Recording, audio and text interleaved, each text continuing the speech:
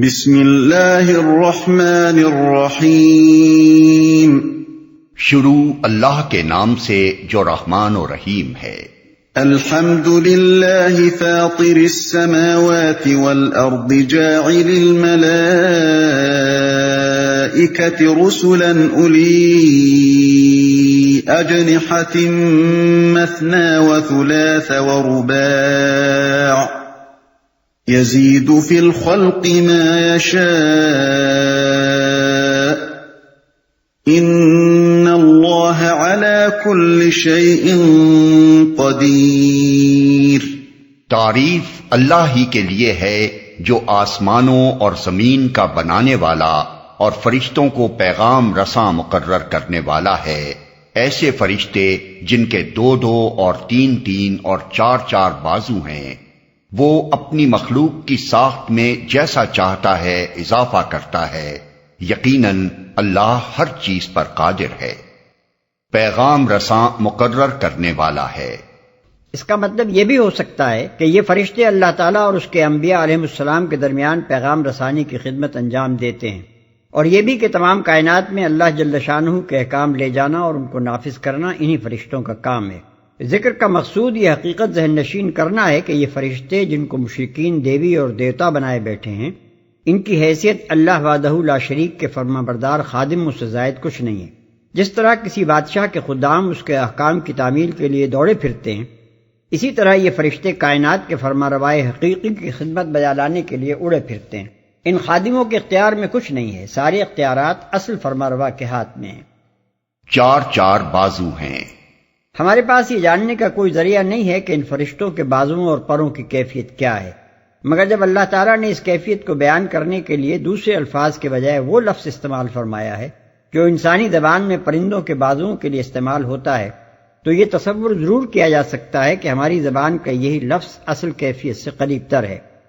2 اور 3 اور 4 بازوؤں کے ذکر سے یہ ظاہر ہوتا ہے کہ مختلف فرشتوں کو اللہ تعالیٰ نے مختلف درجے کی طاقتیں عطا فرمائی ہیں، اور جس سے جیسی خدمت لینی مطلوب ہے اس کو ویسی ہی زبردست صورت رفتار اور قوت کار سے آراستہ فرمایا گیا ہے۔ اضافہ کرتا ہے۔ ان الفاظ سے یہ مترشح ہوتا ہے کہ فرشتوں کے بازوؤں کی انتہائی تعداد 4 ہی تک محدود نہیں ہے، بلکہ اللہ تعالیٰ نے بعض فرشتوں کو اس سے بھی زیادہ بازو عطا فرمائے ہیں۔ حدیث میں حضرت عبداللہ ابن مسعود رضی اللہ عنہ کی روایت ہے کہ نبی صلی اللہ علیہ وسلم نے جبریل علیہ السلام کو ایک مرتبہ اس شکل میں دیکھا کہ ان کے 600 بازو تھے۔ بخاری، مسلم، ترمذی۔ حضرت عائشہ صدیقہ رضی اللہ عنہ فرماتی ہیں کہ حضور صلی اللہ علیہ وسلم نے جبریل کو 2 مرتبہ ان کی اصلی شکل میں دیکھا ہے۔ ان کے 600 بازو تھے اور وہ پورے افق پر چھائے ہوئے تھے۔ ترمذی۔ ما يفتح اللہ للناس من رحمت فلا ممسک لها وما يمسک فلا مرسل له من بعده وَهُوَ الْعَزِيزُ الْحَكِيمُ۔ اللہ جس رحمت کا دروازہ بھی لوگوں کے لیے کھول دے اسے کوئی روکنے والا نہیں، اور جسے وہ بند کر دے اسے اللہ کے بعد پھر کوئی دوسرا کھولنے والا نہیں۔ وہ زبردست اور حکیم ہے، پھر کوئی دوسرا کھولنے والا نہیں۔ اس کا مقصود بھی مشرکین کی اس غلط فہمی کو رفع کرنا ہے کہ اللہ کے بندوں میں سے کوئی انہیں روزگار دلانے والا اور کوئی ان کو اولاد عطا کرنے والا اور کوئی ان کے بیماروں کو تندرستی بخشنے والا ہے۔ شرک کے یہ تمام تصورات بالکل بے بنیاد ہیں، اور خالص حقیقت صرف یہ ہے کہ جس قسم کی رحمت بھی بندوں کو پہنچتی ہے محض اللہ عز و جل کے فضل سے پہنچتی ہے۔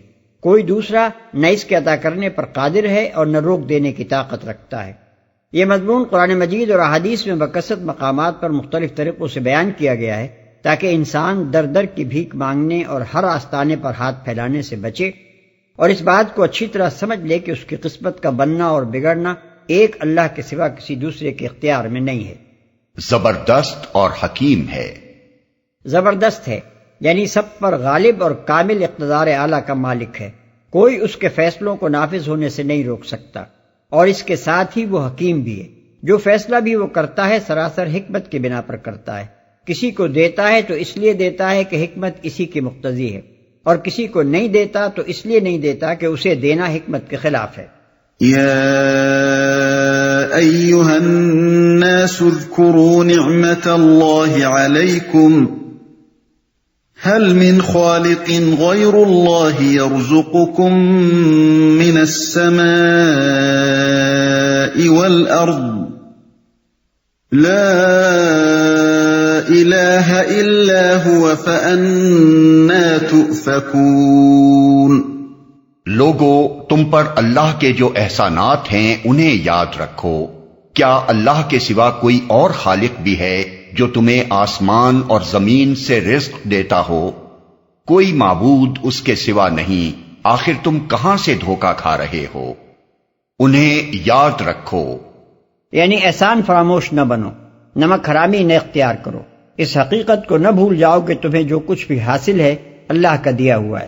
دوسرے الفاظ میں یہ فقرہ اس بات پر متنبہ کر رہا ہے کہ جو شخص بھی اللہ کے سوا کسی کی بندگی و پرستش کرتا ہے یا کسی نعمت کو اللہ کے سوا کسی دوسری ہستی کی عطا و بخشش سمجھتا ہے یا کسی نعمت کے ملنے پر اللہ کے سوا کسی اور کا شکر بجا لاتا ہے یا کوئی نعمت مانگنے کے لیے اللہ کے سوا کسی اور سے دعا کرتا ہے، وہ بہت بڑا احسان فراموش ہے۔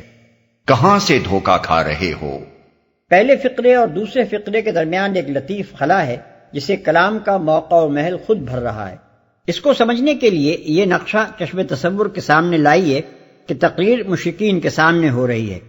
مقرر حاضرین سے پوچھتا ہے کہ کیا اللہ کے سوا کوئی اور خالق بھی ہے جس نے تم کو پیدا کیا ہو اور جو زمین و آسمان سے تمہاری رزق رسانی کا سامان کر رہا ہو؟ یہ سوال اٹھا کر مقرر چند لمحے جواب کا انتظار کرتا ہے، مگر دیکھتا ہے کہ سارا مجمع خاموش ہے۔ کوئی نہیں کہتا کہ اللہ کے سوا کوئی اور بھی خالق و رازق ہے۔ اس سے خود بخود یہ نتیجہ نکلتا ہے کہ حاضرین کو بھی اس امر کا اقرار ہے کہ خالق و رازق اللہ کے سوا کوئی نہیں ہے۔ تب مقرر کہتا ہے کہ معبود بھی پھر اس کے سوا کوئی نہیں ہو سکتا۔ آخر تمہیں یہ دھوکہ کہاں سے لگ گیا کہ خالق و رازق تو ہو صرف اللہ، مگر معبود بن جائیں اس کے سوا دوسرے۔ وَإِن يُكَذِّبُوكَ فَقَدْ كُذِّبَتْ رُسُلٌ مِّن قَبْلِكَ وَإِلَى اللَّهِ تُرْجَعُ الْأُمُورُ۔ اب اگر اے نبی یہ لوگ تمہیں جھٹلاتے ہیں تو یہ کوئی نئی بات نہیں ہے، تم سے پہلے بھی بہت سے رسول جھٹلائے جا چکے ہیں اور سارے معاملات آخر کار اللہ ہی کی طرف رجوع ہونے والے ہیں۔ یہ لوگ تمہیں جھٹلاتے ہیں، یعنی تمہاری اس بات کو نہیں مانتے کہ اللہ کے سوا عبادت کا مستحق کوئی نہیں ہے، اور تم پر یہ الزام رکھتے ہیں کہ تم نبوت کا ایک جھوٹا دعویٰ لے کر کھڑے ہو گئے ہو۔ رجوع ہونے والے ہیں، یعنی فیصلہ لوگوں کے ہاتھ میں نہیں ہے کہ جسے وہ جھوٹا کہہ دیں وہ حقیقت میں جھوٹا ہو جائے۔ فیصلہ تو اللہ کے ہاتھ میں ہے، وہ آخر کار بتا دے گا کہ جھوٹا کون تھا، اور جو حقیقت میں جھوٹے ہیں انہیں ان کا انجام بھی دکھا دے گا۔ یا ایھا الناس ان وعد اللہ حق فلا تغرنکم الحیاة